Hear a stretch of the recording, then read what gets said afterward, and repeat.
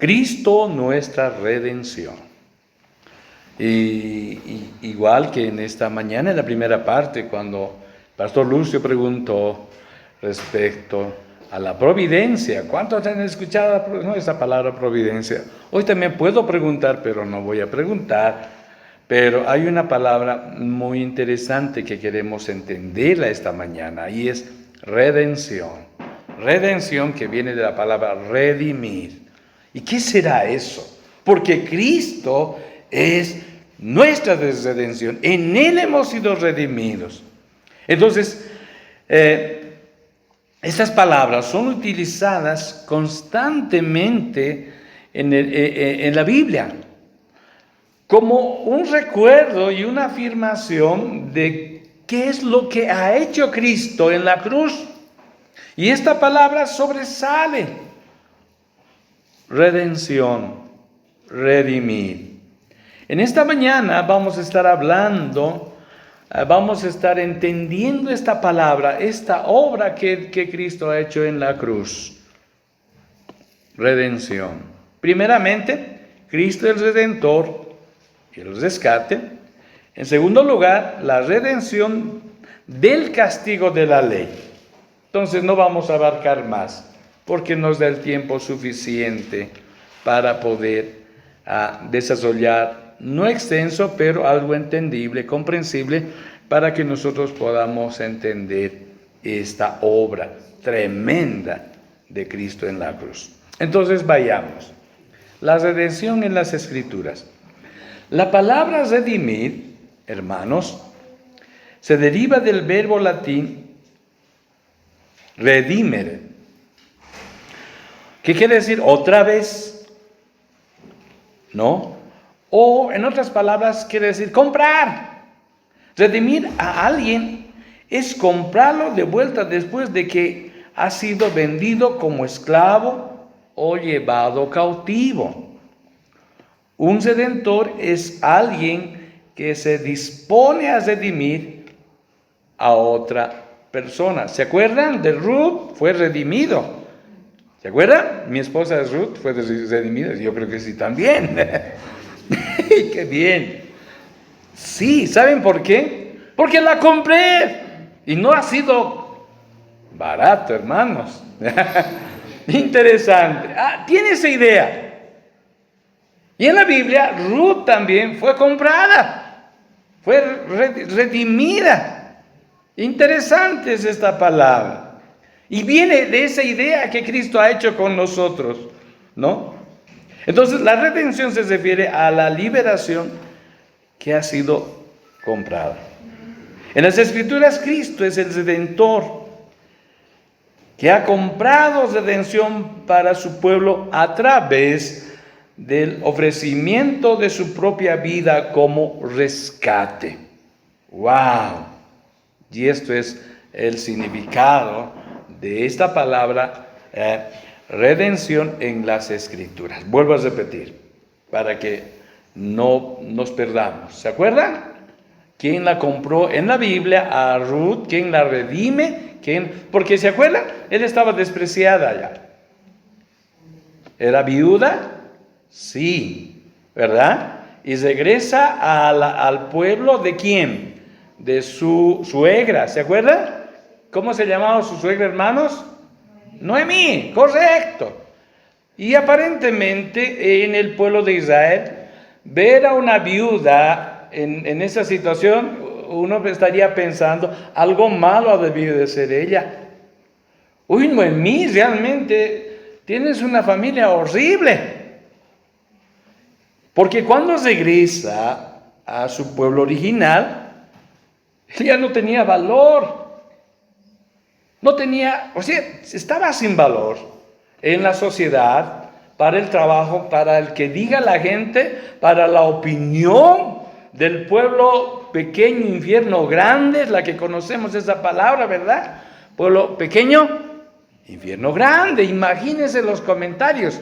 Pero ahí, Ruth es redimida. Si Ruth era redimida, fue redimida también. Su suegra Noemí fue redimida, tomó el lugar en la sociedad que antes tenía. Qué interesante. ¿Y quién la redime? Vos. Vos. Un hombre que tenía su lugar en la sociedad del lugar, ¿correcto? ¿Y cómo termina Ruth? ¿Totalmente despreciada? No, respetada por todo el pueblo. Interesante, ¿no? Entonces, vean, esta palabra, esa acción de redimir, está en muchos pasajes de la Biblia, en muchos pasajes. Pero el pasaje más interesante, más notorio del Antiguo Testamento es la historia de Ruth. Ahora, es lo que Cristo ha hecho también. Ahora vayamos a lo que dice la Biblia respecto a Cristo. Vamos a la primera mención. Cristo, el Redentor y el rescate. Acuérdate, es comprar.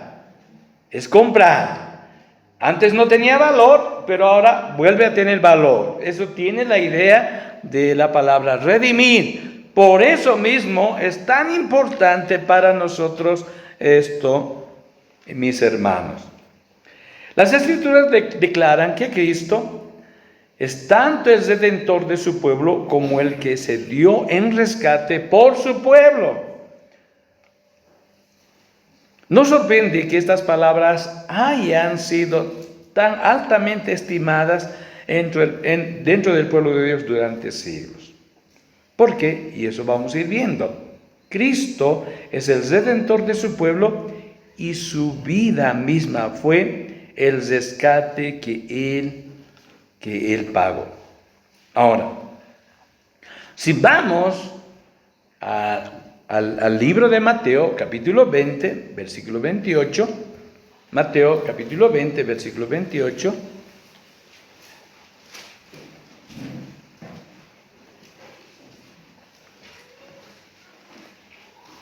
ya lo tenemos, hermanos.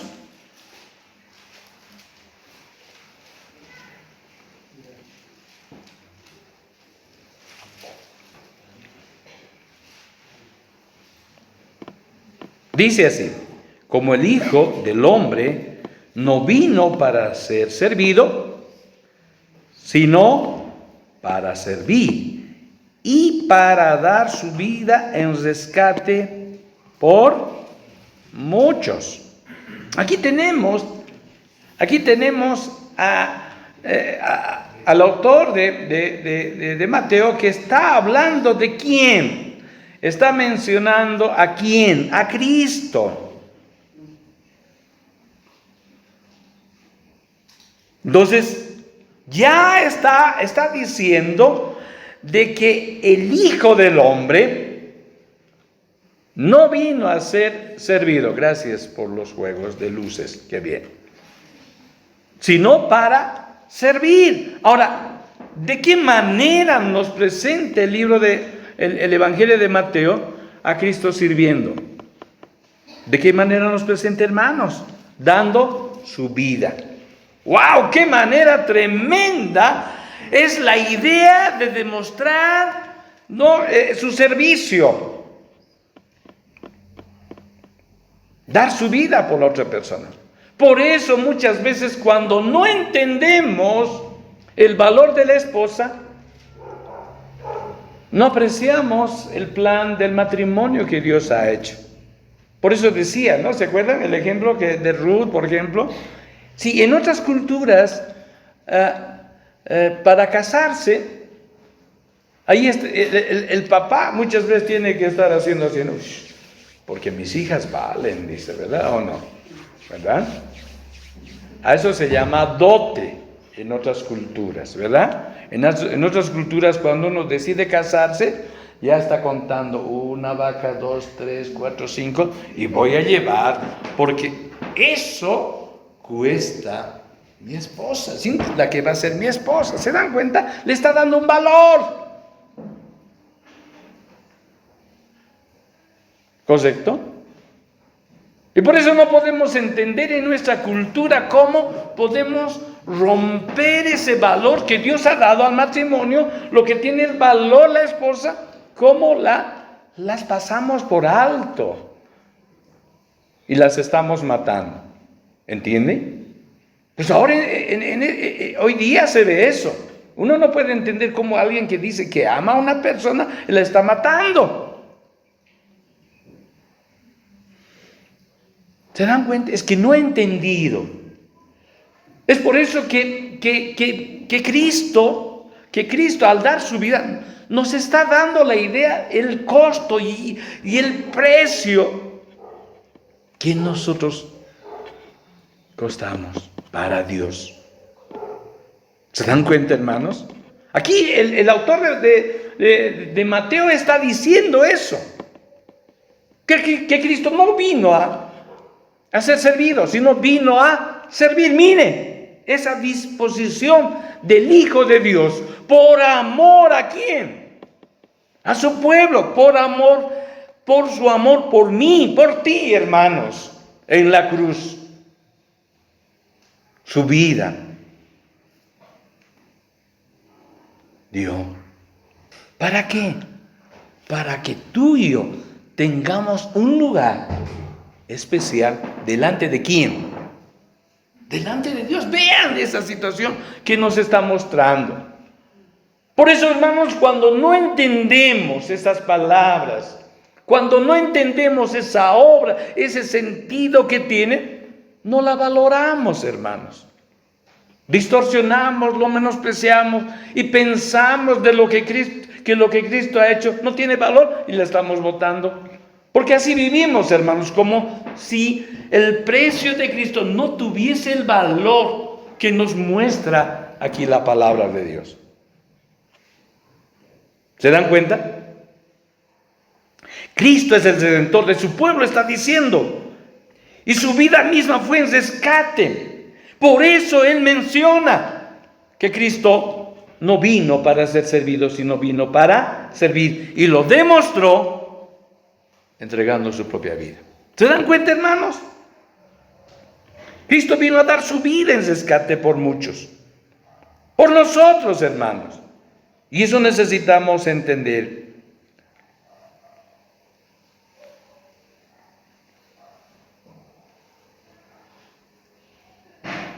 Por eso es que mucha gente, muchos hijos de Dios, andan con un pie medio chueco. ¿Han visto a alguien que no tiene el pie completo, como el otro? Y uno, pam, pam, ¿verdad? Y muchas veces hasta uno dice, ¿y por qué andas así? Es que parece que los cristianos que no entendemos esta gran verdad, andamos como ese hombre con el pie chueco. Dios nos ha dado el pie completo. Pues que Él quiere que andemos así, completos. Y el problema es, nuestro entendimiento no es completo cuando no valoramos lo que Cristo ha hecho en la cruz.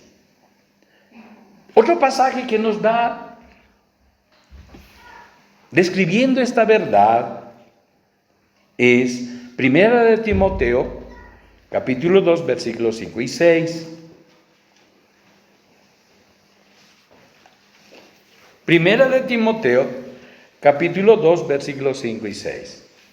Dice, porque hay un solo Dios y un solo mediador entre Dios y los hombres, Jesucristo hombre.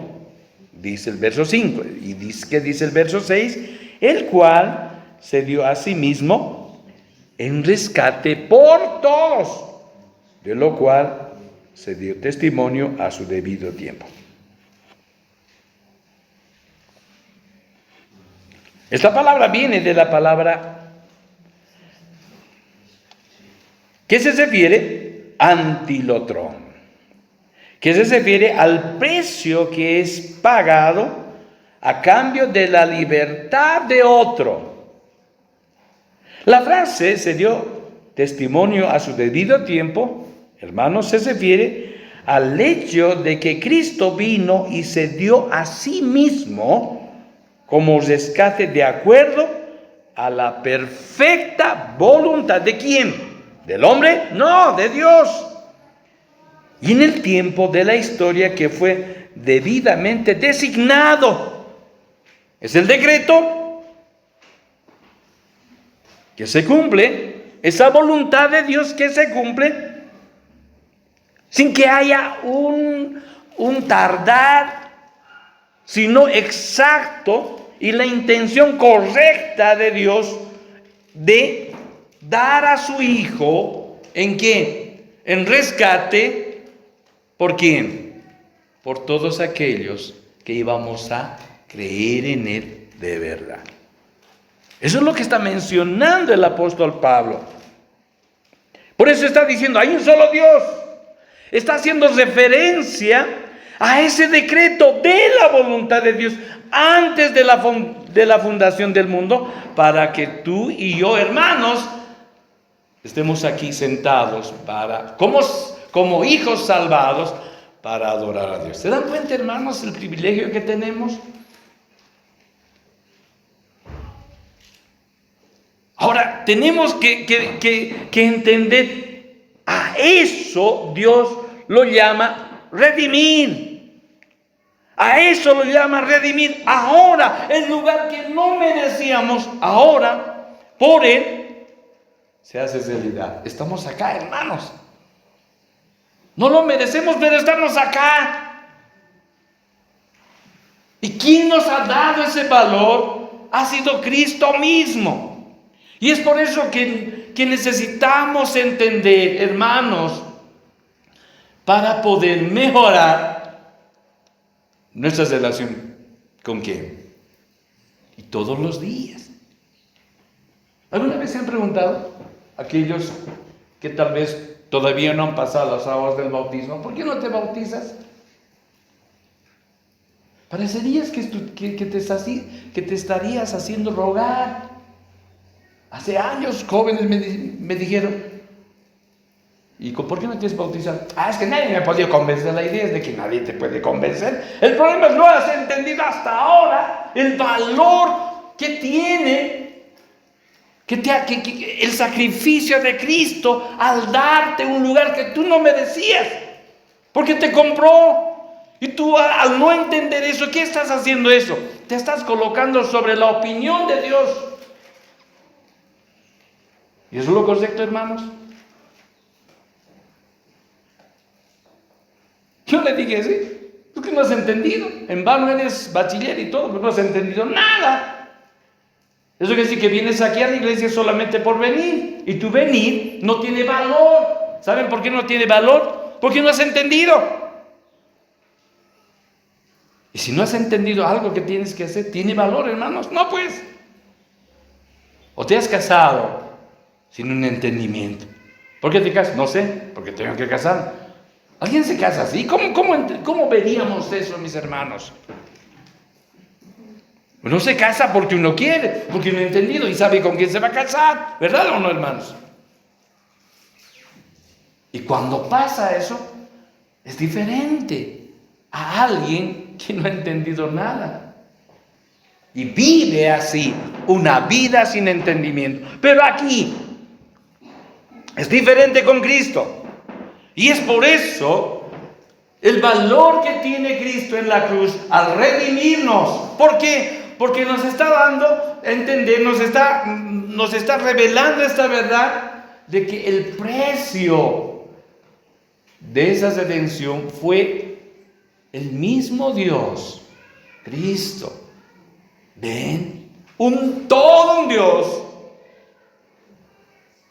muriendo para que tú y yo podamos tener un valor tremendo que tenemos ahora. ¿Delante de quién? Delante de Dios. Pero necesitamos demostrar eso con nuestra vida, que tenemos ese valor. Ese es el problema, mis hermanos. Porque si no tenemos ese entendimiento, vivimos de acuerdo a eso, y eso no es correcto. No es correcto. Entonces, ahora podemos ir entendiendo lo que dice la Biblia acerca del significado de que Cristo sea nuestro Redentor. el precio que fue pagado. Hechos capítulo 20, versículo 28. Miren cómo la Biblia sigue explicando, aclarándonos eso. Hechos capítulo 20, verso 28. Por tanto, dice, mirad por vosotros y por todo el rebaño en que el Espíritu Santo os ha puesto por obispos, para apacentar la iglesia del Señor, la cual Él ganó por su propia sangre.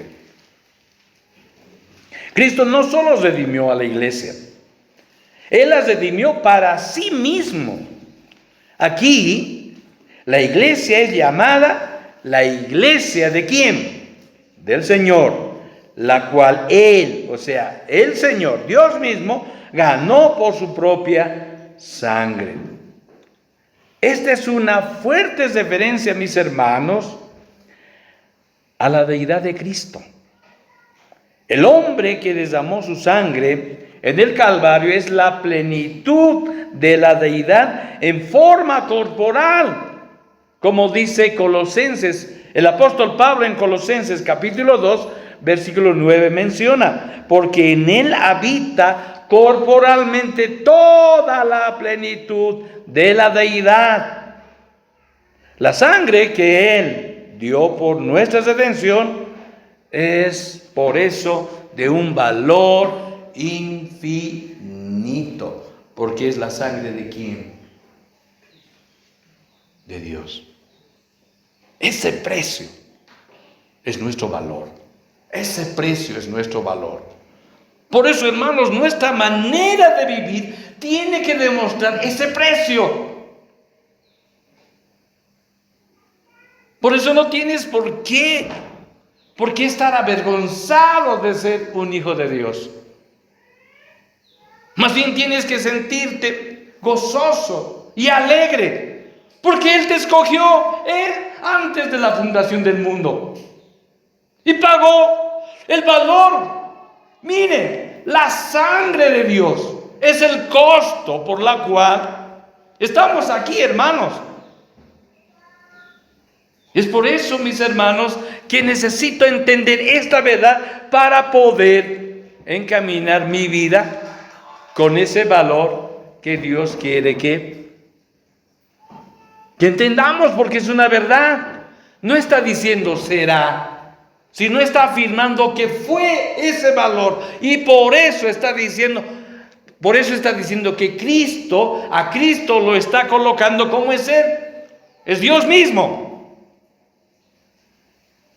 No es menos, sino es igual, porque es Dios mismo que ha dado su preciosa sangre para que tú y yo tengamos el lugar delante de Dios que la tenemos. ¿Se dan cuenta, hermanos, esa gran verdad? Ahora puedes entender qué significado tiene esta palabra redimir.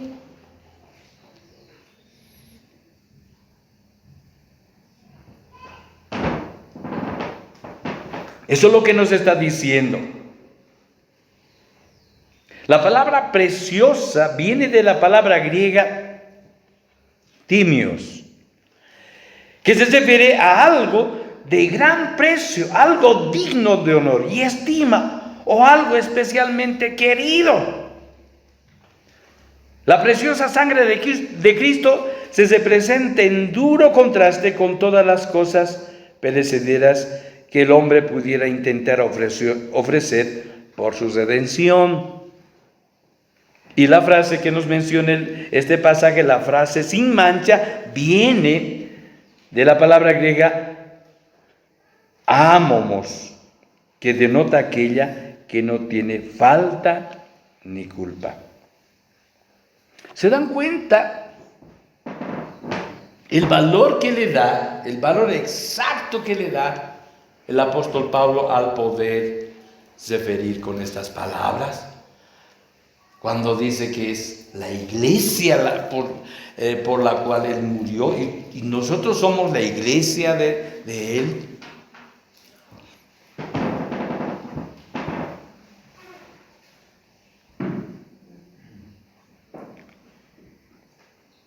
Otro aspecto importante de la redención nos muestra el Evangelio de Juan, capítulo 19, versículo 30. Vamos, hermanos, no te dejes que el sueño te esté venciendo. ¿Está bien? San Juan 19, 30.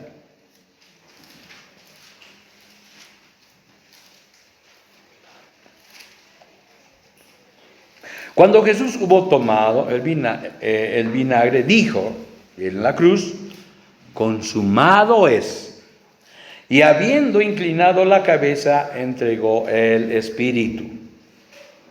Las palabras consumado es forman la declaración de liberación más poderosa que el mundo jamás ha conocido.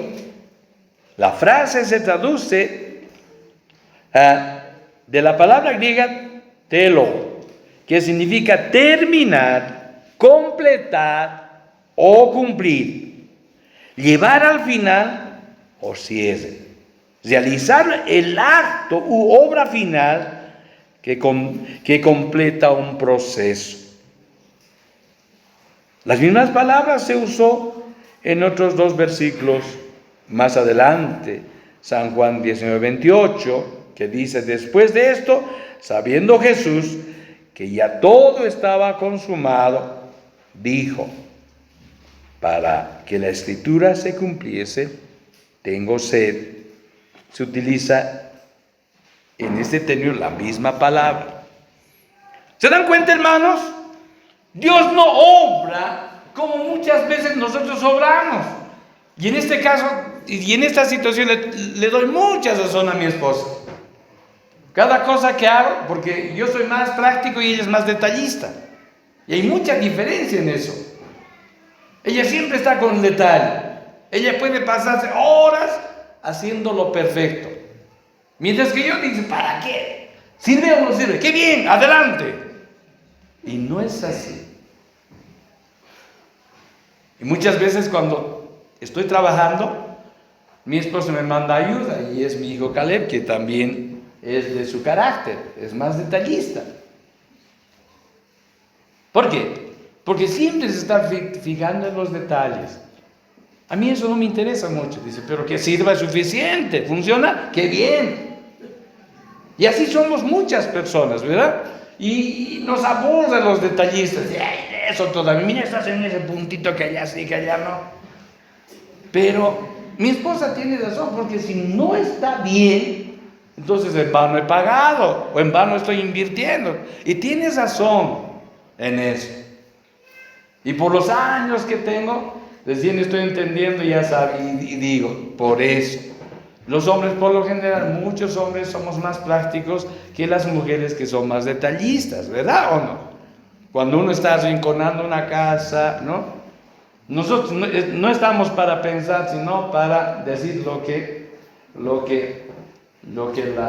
la esposa dice, ¿no? Esto así, y este detalle así, aquí, nosotros, ¿listo? Porque si fuesen nosotros, viviríamos solamente con una silla y una mesa, suficiente, ¿verdad? Y una tela ahí, genial, ¿verdad o no? Pero haz que una mujer o la esposa diga así, no, difíciles. Y me alegra, y es por eso les animo a ustedes, hermanas. Ese toque tienen ustedes. Por eso la parte femenina es clave en el hogar, porque da su lugar. ¿De verdad o no? Y es por eso cuando uno llega a la casa de alguno y no ve que está ordenado, ¿a quién le vemos mal? No al esposo, sino ¿a quién? El esposo. Oye, ¿te parece que tu esposa no trabaja? ¿O no hace esto? ¿No opina acá? Porque todo está, ¿cómo se dice? Perdón la expresión, todo está al revés. Pero cuando una esposa realmente hace las cosas. Y está todo bien hecho. Y eso es bueno. De verdad es muy bueno. Yo antes no lo veía de esa manera y le daba contra a mi esposa. Y al final, ¿quién tiene razón? Ella llega a tener razón. Y yo me siento tranquilo cuando le pregunto, ¿y está bien? Ella ve, perfecto, muy bien. salgo al patio y dice, salgo, una bombita por moi, ¿no? Para mí. Y ya, genial.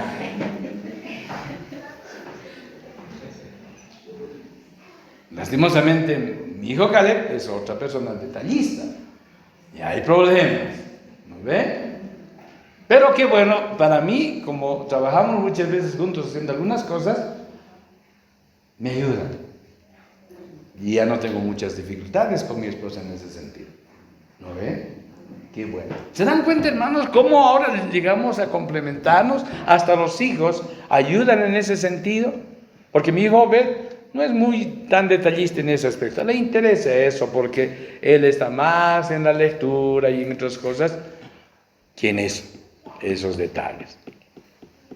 Pero el de diseñar todo está mi esposa y Caleb. Y ellos pueden. Porque mi hija Abigail es buena ayudante, pero hasta ahí nomás. ¿No ve? Ella. ¿Se dan cuenta, hermanos?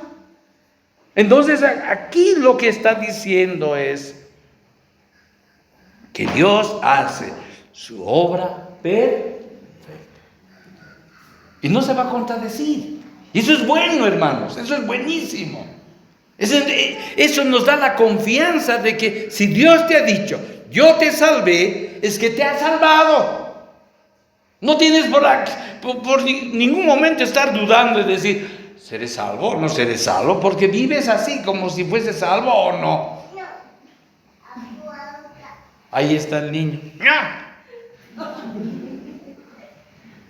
Ven, esa es mi pregunta por eso muchas veces. ¿Eres cristiano o no? Pues nos demuestra que eres cristiano. ¿Por qué? Porque Dios ha hecho su parte. Eres un cristiano verdadero. ¿Por qué? Porque Cristo ha hecho su obra perfecta al redimirte. ¿Y qué hace con nosotros eso, hermano? Nos da confianza. ¿Me entiende? Y es por eso que en Juan está diciendo, en el libro de Juan está diciendo eso. Esas palabras significan que Dios planificó así y lo ejecutó de la misma manera cuando Dios dijo, consumado es, inclinó. Porque ya no había más sacrificio, que todo lo que había planificado era perfecto y había llegado a su culminación final. Y el resultado somos nosotros, hermanos. Somos nosotros. Y eso es para que nosotros, no es para que estemos bajoneados, sino para ahora levantarnos con esa confianza. Soy hijo de Dios y voy a demostrar que soy hijo de Dios y pararse y salir adelante.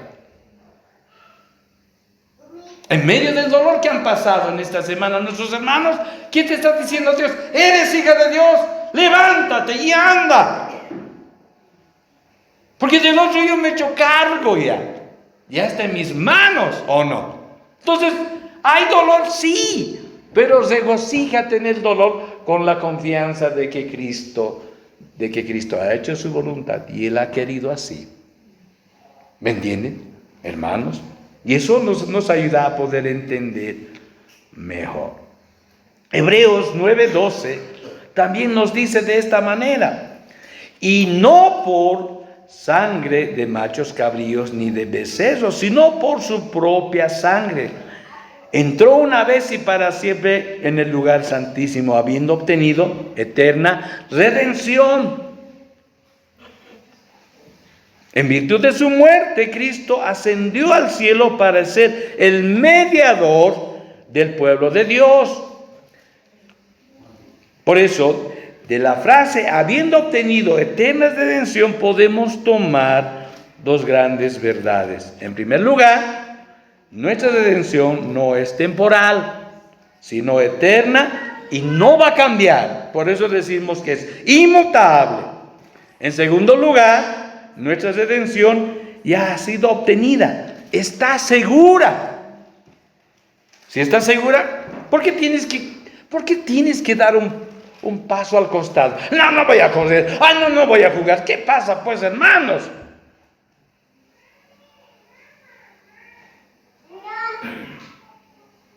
Soy de esas personas en las cuales Siempre jugaba para ganar.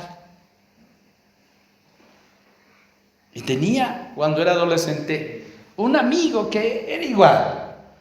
Tú dijiste, vamos a jugar. Y ahí les decía, y vamos a ganar. Ellos no nos van a ganar, tenemos que ganar. Y como sea, teníamos que ganar, aunque a patas de puñete. Y la ventaja que él era igual que yo. Al primero que decía, no me cansa, ya no, va afuera entonces, fuera. Otro. ¿Ven la diferencia? Ahora, por el lado positivo,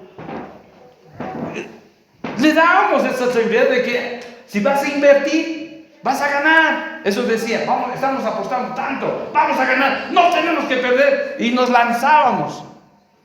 Por eso mi mamá decía a las 12 de la noche cuando me llamaba, venga pues, y mi mamá decía, un ratito, estamos ganando, ¿no? Difícil que nos muevan.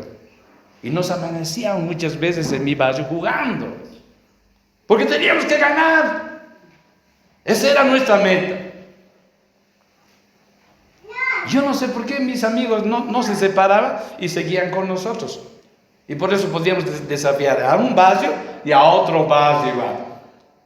Y por eso yo creo que nos llamaban, ¿no? Hacía tantas cosas para que mi mamá se vaya a otro lado y estemos jugando nosotros. ¿Se dan cuenta? Terrible. Y por eso cada vez que iba, me llevaban a otros pueblos y estaban llegando a mi casa con cordero, con llama y todo. Porque mis amigos decían, si vamos con él, vamos a ganar, porque él se va a sajar. Y así. ¿Se dan cuenta? Pero hablando bíblicamente, Dios te da esa seguridad de que no te va a pasar nada malo. Eres salvo y no va a pasar porque tienes que dar un paso al costado.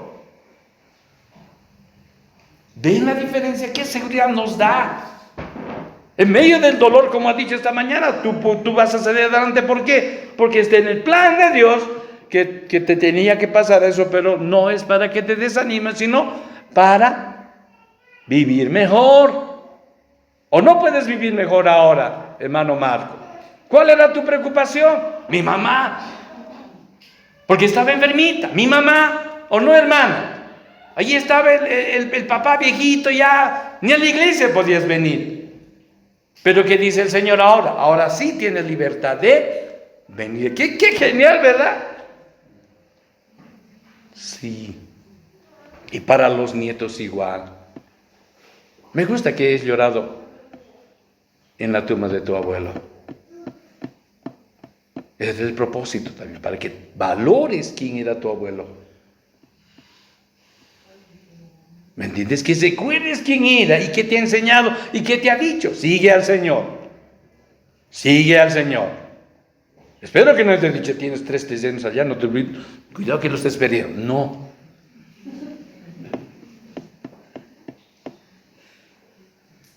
¿Se dan cuenta, hermanos? Y esa es la gran diferencia. Muy bien. Segundo punto, y este es más rápido. Ya estamos terminando. Redención del castigo de la ley. Todo hombre ha roto la ley de Dios, ¿correcto? Nadie puede sostener la ley. Difícil es, ¿verdad? ¿Cuánto tiempo te portas bien? A mis alumnos siempre pregunto, ¿cuánto tiempo te portas bien? Unos dicen, unos 5 minutos me portaré bien, otros media hora, algunos hasta un día llegan a portarse bien. Pero al final igual caen nomás, porque por nuestra naturaleza, ¿correcto? Pregúnteme a mí, ¿cuánto tiempo me porto bien? Lo mismo, igual que usted.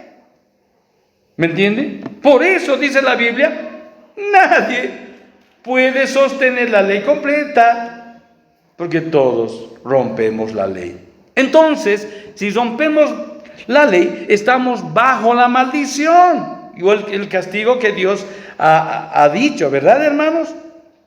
Pero Cristo redimió a su pueblo de la maldición de la ley, pagando su castigo por su propia vida. Entonces veamos ahora la redención del castigo de la ley, porque así era. Parecería que nadie nos iba a, hermano, no duerman, nos iba a librar de la maldición, porque dice la Biblia, pues.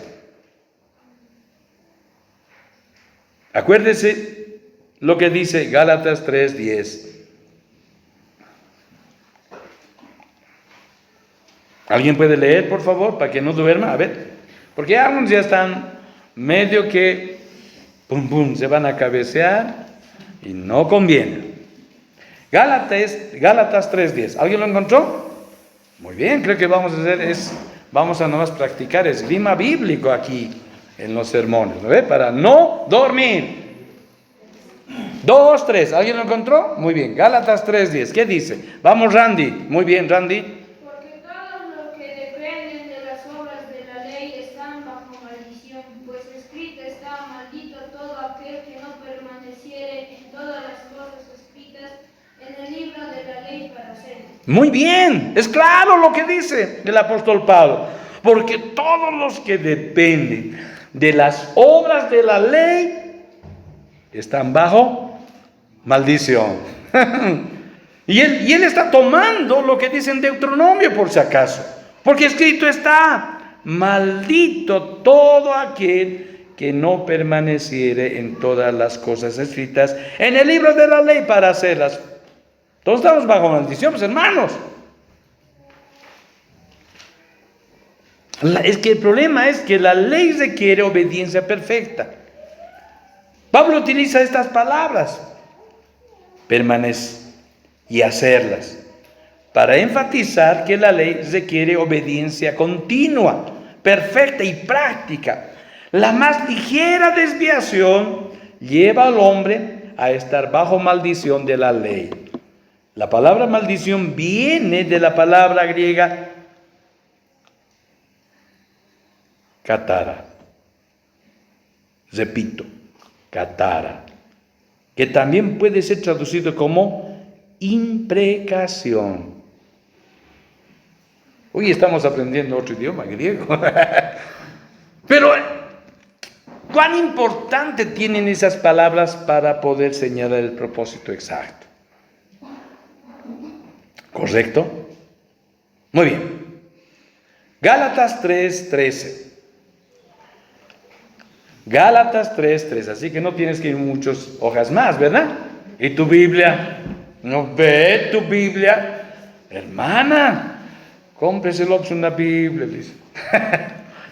Ya pues tu celular igual, Biblia tienes que utilizar, papito. Cristo nos redimió de la maldición de la ley, hecho por nosotros maldición, porque escrito está: maldito todo el que es colgado en un madero. Entonces la pregunta sería: ¿de qué ha sido redimido el pueblo de Dios, verdad? ¿Y cómo es que Cristo logró esa rendición? Ese es el problema, ¿no?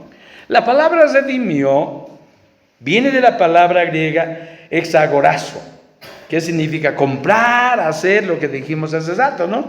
Hacer pago de un precio o recuperar algo o alguien del poder de otro. Se usaba continuamente respecto a la compra de la libertad de un esclavo. O sea, era normal en el Antiguo Testamento. Cristo llevó nuestro pecado, se hizo maldición y sufrió la ira de Dios para lograr esa redención. Veas, hermano. La palabra madero viene de la palabra griega xilón, que literalmente se traduce como madera, nada más. En el griego clásico se usaba como referencia a los palos y estacas en los cuales se empalaban los cuerpos de las víctimas. O sea, el empalar era normal, pero era trágico. Aquí cuando vemos al chancho, a la cruz, etcétera, nos vemos para comida, ¿verdad o no?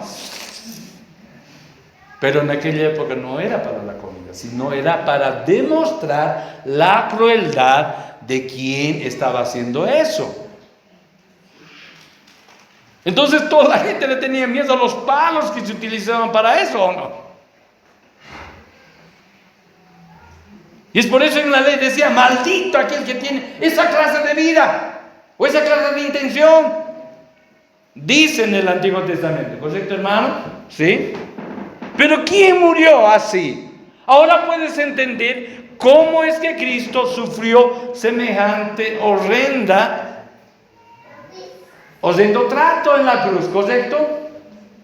Y en la cruz, colgado de la herida mismo, ni siquiera mi mano así, sino de los clavos ahí. No te dejaban ni respirar, decía. La gente sufría de un modo horrible cuando era colgado por los romanos en la cruz. Y peor todavía, le clavan una lanza en el costado.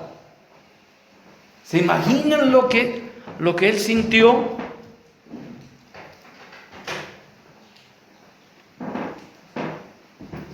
Lo que nos está diciendo este pasaje es eso. Bajo la ley del Antiguo Testamento, los criminales se colgaban de maderos y estacas como señal de que eran malditos por Dios. Eso dice Deuteronomio 21:23. Por eso dice: no dejaréis que su cuerpo pase la noche sobre el madero. Sin falta lo enterrarás el mismo día, porque maldito por Dios es el colgado, y no contaminarás tu tierra que Jehová tu Dios te da por heredad. En Colosenses capítulo 2, versículo 14, Colosenses 2:14, vamos Noé, en tu Biblia, dice: anulado el acta de los decretos que había contra nosotros, que nos era contraria, quitándola de medio y salvándola en la cruz, describe la obra de Cristo de manera muy pintoresca. ¿Correcto? ¿Verdad? Este pasaje nos describe de manera exacta. De acuerdo a este texto, ¿de qué ha redimido Cristo a su pueblo? ¿Cómo se logró esta redención? Entonces, necesitamos entender esto. Anulando el acta de los decretos que había contra nosotros, que nos era contraria. Él anuló el acta que decía: Limber Fuentes, estás condenado al infierno. Y no sabías ni el significado del infierno siquiera. ¿Y qué ha hecho? Lo que Dios ha hecho es anuló ese acta. Lo rompió, lo eliminó, porque ahora es inocente. ¿Ven la gran diferencia, hermanos? Nos ha declarado inocentes. Ya no tenemos nada contra Dios ahora. ¡Qué tremendo trabajo que Dios hizo! ¿Acaso eso nos da una confianza para ahora sacrificar lo que para ahora nosotros es sacrificio, no? ¿Y por qué nos dices? Es que no tenía tiempo. Vivo muy lejos. Y la pregunta es, con Luz y hermanos Rom nos preguntamos: ¿por qué no pueden venir a las 9:30? Agilizaríamos las cosas y estamos a tiempo para terminar 2 en punto. La pregunta es, ¿qué? Parecería que fuese carga, ¿no, hermanos, o no? Muchas 9:30, ¿quién puede estar de madrugada? Nos llama de la iglesia. Pero es un discipulado, y se han dado cuenta cómo la primera parte está conectada con la segunda parte del culto, ¿verdad o no, hermanos? Y la pregunta es, ¿por qué no puede hacer ese sacrificio? Ahora estamos viendo lo que Cristo ha hecho por nosotros. Y nosotros, es terrible, hermanos, ¿no? ¿Cómo tenemos que ir mejorando nuestra manera de vivir, hermano, o no? ¿Se puede, hermanos, o no se puede? Se puede. Se puede. Si yo entendí del Evangelio, lo puedo hacer. Y eso no va a ser algo cargoso, no tiene que ser algo cargoso. Yo sé que algunos, por la guagua, algunos han recibido guagua nueva, están pues casi sin dormir, por eso algunos están así, los sacas el palito y... Como alguien ha dicho, ¿no? Un amigo me decía antes: pucha, vino mi hijita y mi horario cambió, porque ahora tengo que dormir de día y estar despierto de noche. Así es cuando hay guagua nueva, ¿ve o no? Y si son fregaditas las guaguas, peor todavía, ¿verdad? Pero eso es parte del matrimonio, ¿o no? ¿Verdad? Es parte del matrimonio. Hasta en eso tenemos que enseñarnos, ¿no? Cuando vinieron mis hijos, ahora te toca, ¿no? Y eso es así. Oh, ya, parece que estuvieron jugando voleibol. ¿Lo veo o no? Y me alegra verlos a los hermanos, varones ahí, cargándolos. Qué bueno, hermano, está bien. Tal vez tu amigo del frente va a decir, dominado, mira eso. ¿Qué te importa? ¿Lo veo o no? Porque ya la cultura de mandarines, mandachos. En vez de que te animen, te desaniman eso. Pero el Señor, ¿qué está diciendo? Yo más que eso he hecho por ti. Qué bueno, ¿lo veo o no? Y me alegra cuando veo eso. Yo digo, han entendido estos jóvenes su rol de papás. Están entendiendo su rol de esposos. Y eso es bueno. Eso es bueno. Por eso cuando decía hermano Javier, parece que estuviesen solos. Nosotros con mi esposa hemos estado solos. En todos nuestros hijos hemos estado solos. Solos cuando estábamos en Yacuiba, solitos, en el mismo campo, a 20 kilómetros antes de llegar a Yacuiba. No sabíamos qué hacer. Como ver llorando, semejante calor. Y por eso teníamos que bautizarlo todos los días. Porque no había más. La iglesia tenía un bautisterio, una piscina al fondo, y ahí. Y la guagua en el agua ya no lloraba. ¿Me entiende? Y cuando nos acordamos de todo, decimos, Señor, ha sido duro para nosotros, pero para ti ha sido más duro todavía. Así que no es lo que les pedimos, no es sacrificio, hermanos. Más bien es un honor, porque el lugar que Dios, en la cruz muriendo y redimiéndote, el lugar que te ha puesto a ti. ¿Acaso no entiendes eso, hermano, hermana? Eso es lo que está diciendo acá. Y había que cambiar nuestra manera de pensar, nuestra manera de sentir por el Señor.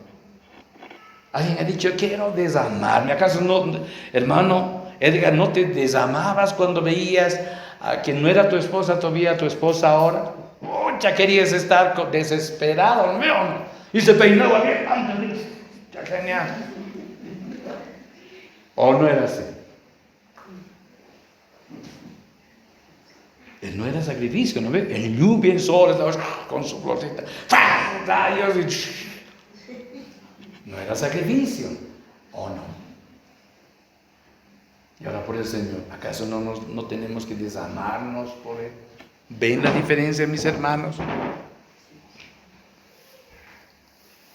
La palabra acta hace referencia, ¿no? Que esto fue anulado. Y el acta dado por el César, nadie podía anularlo, sí, solamente él. ¡Wow! Por eso rogaban para que el emperador haga su mano de así, así. ¿Se dan cuenta? Eso nos muestra en las películas romanas también, ¿verdad o no?